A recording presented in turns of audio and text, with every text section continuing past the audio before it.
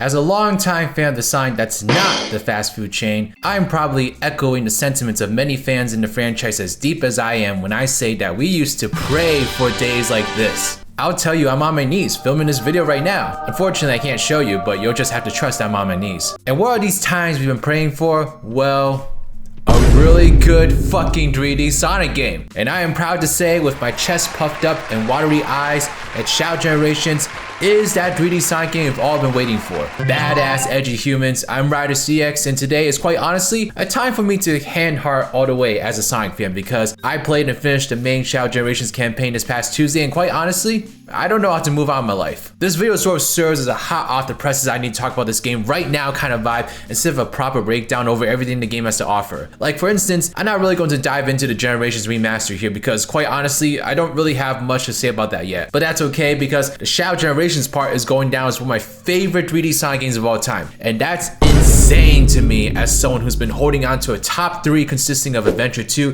Heroes, and Generations for over a decade. But how did we get to this point? It's important in my eyes to paint a picture as to where my mind was going into this game, as first impressions do tend to impact your experience whether you like it or not. I will say, upon announcement of this remaster slash package, I was a little lukewarm the Generations portion, just cause wouldn't it have been cool to see them bring back, say, Adventure 2 for the Year of Shadow? But the Shadow portion certainly piqued my interest, and it was showing some very promising signs upon first glance. I was sure to keep expectations pretty timid though, just because of experience. But that was slowly thrown out the window as more stuff started coming out. Each time we saw gameplay, it looked more and more impressive, like the Generations level of boost gameplay all wanted Forces to have. But what really got me hyped going into this was everything else Sega was doing in their marketing to push the lore and story behind this expansion. The return of villains like Bowlizard and Black Doom for one, but also the absolutely gorgeous animation that has Dark Beginnings, which is every adventure era fan's dream come true of it being real. It was essentially festering this aura of this game being made for Sonic fans, rather than something like Frontiers, for instance, that while it was still for Sonic fans, was also trying to attract a new audience with its open zone tendencies. Okay, so hype was steadily climbing, especially with the review of villains such as Metal Overlord and Mephiles appearing. Like, come on, that is literally my childhood. But then the embargo lifted for Shout Generations, and call me flabbergasted. I mean, you might as well have slapped duct tape onto my face. So it's sitting with a Metacritic score of 80, which doesn't seem like a big deal to say a Nintendo fan. But for a 3D Sonic game, this is absolutely insane, which sounds really sad out loud, but walk with me here. The last time a 3D Sonic game got anywhere close to this was Colors and Generations, which each got a 78 during their time of release. But these two games are very different from Shout Generations. I mean, putting aside the Generations remaster, Shout Generations has way more in common with the likes of Adventure 2, Psycho 6, etc., offering a much darker and intense tone that critics used to bash repeatedly when I was a kid. But now seeing the solid reception this sort of game is getting, I'm not gonna lie, got me very excited to try it out. Of course, there are some people still criticizing the project with some of the weirdest things, like that one review that complained about the Generations remaster being included. And you know what? Some people are just incapable of eating their food. Some people need food and others need atmosphere, apparently. But by far the most insane thing I saw that really made me tilt my head was none other than IGN. IGN, the same company that scored Sonic Unleashed lower than Psycho 6, gave Shout Generations a god spanking 9 out of 10. If you told me in 2008 that this was the timeline we were living in, I would have not only kicked sand in your face, but I would have pushed you into the ocean to drown, and then tell the aliens that you are the conventionally attractive human to abduct in order to gain access to all the secrets of the human race. I'm sorry, I know I shouldn't put that much weight into what IGN says about video games, but given their history of the whole Sonic was never good shtick they try to get away with, this is just an extremely satisfying turn of events as someone who grew up during the entirety of Sonic's hate train. I mean, it's safe to say that I was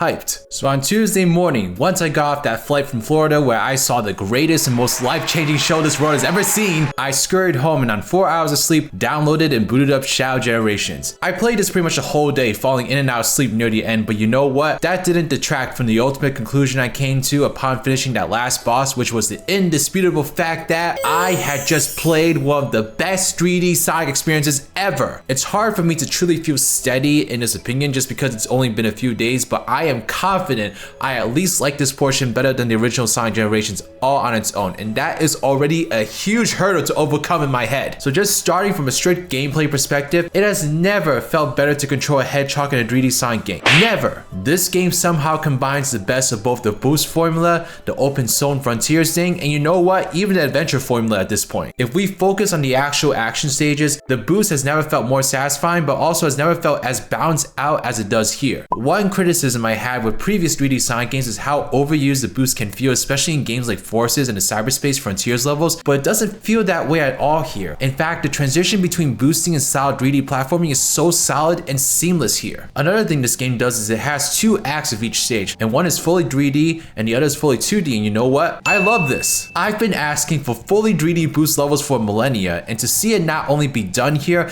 but in such a solid way is one of the greatest pleasures I've ever gotten to enjoy as a Sonic fan. Like I said, the blending of boost and platforming elements has never felt more at home here, and this is clearly the result of a decade's worth of refinement of a formula, and it's great to see them finally nail it. As for the 2D levels, I actually quite enjoyed them as well for the same reasons. But on another note, these 2D acts really remind me of the Rush games on the DS. Sonic Rush is actually my favorite 2D Sonic game, so to have levels that have that same blend of speed and platforming was really fun to play through. The game does have a gimmick, I guess you can say, in terms of the Doom powers, and while at first they seemed like the Wisp powers in Gothic Drag, these powers feel so much more immersive and impressive compared to those. Almost all these powers have a little more nuance to them that allow you to utilize them in many different ways, rather than how Colors did it, where it was really just a matter of finding the right place for the power and using it. Being able to traverse on water in Kingdom Valley, for instance, still feels very fast-paced and opens up many multiple pathways that you can take. The Doom morph is similar, but also opens up pathways in different ways, utilizing a slightly more complex mechanic that will take you time to master. The one last thing I want to touch on gameplay-wise is, of course, the white space. We were all expecting a Frontiers-like experience here, and I think what we got was something certainly built off of that, but functions more like a hub world in the vein of Unleashes that contain the act gates. But the main difference is the control. This is where I really felt like Sonic Team was in their adventure bag, because the way that Shadow controls here really reminds me of the precision that the adventure games had with Sonic. It helps that the world is significantly smaller than the Frontiers ones, so there's not as much need to boost for miles and miles throughout the empty terrain, and well, I think this proves that you don't need huge worlds to traverse in as long as you put in a good amount of stuff to do. This was a wonderful way to tie all the acts together, and if they're going for a Frontiers 2, I'm feeling very good about what we're seeing here and hope they continue going in this direction. But alright, the other aspect I really want to dive into for these first impressions is, of course, the narrative. I'm not going to spoil anything in particular here, but I will just say that if you are a fan of the adventure era, more specifically the parts Shadow played a role in, this game plays huge homage to that era and also effectively expands on the lore of that era and really proved to me that this time in Sonic's history still has so much that can be explored. And beyond the main campaign, you can talk to various characters in the hub world, unlock additional materials, and overall explore so much more beyond the surface level here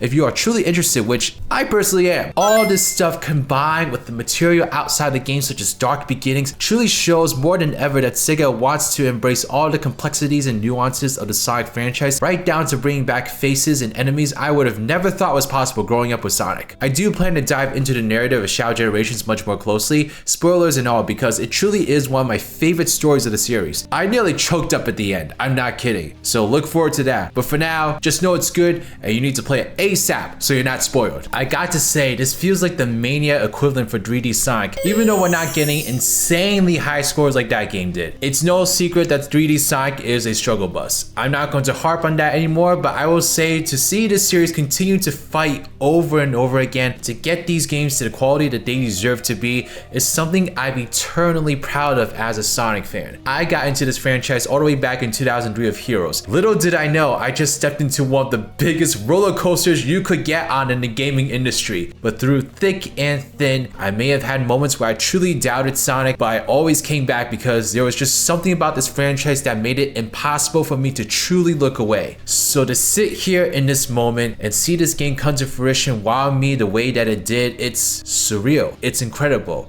it's unbelievable, and I am truly speechless. We will see if my feelings for this game hold up as time goes on, but I can't remember the last time I played a new Sonic game and felt this gagged over its quality. Probably not since the time I played Heroes and the adventure games for the first time. And that, my friends, is a truly crazy scenario. The fact that at this point in time, Sonic can truly make me feel like a kid again the most accurate way possible. I'm just proud of Sega, of Sonic Team, of Iizuka, the social media team, everyone that's worked hard to make Sonic the juggernaut he was always meant to be. And to make Shadow the Hedgehog the center point of this movement in particular, one of the most important characters of the series, but also one so tied to the series' downfall, it's truly a sight to behold. Anyway, that's enough of the sappiness dripping from my disgusting nostrils. Let me know if you checked out Shadow Generations yet and what your thoughts are. Let me know if there's any specific topics you want me to cover about this, but we are definitely not done yet. I won't be done with this game for a long ass time, let me tell you. We're stuck like glue,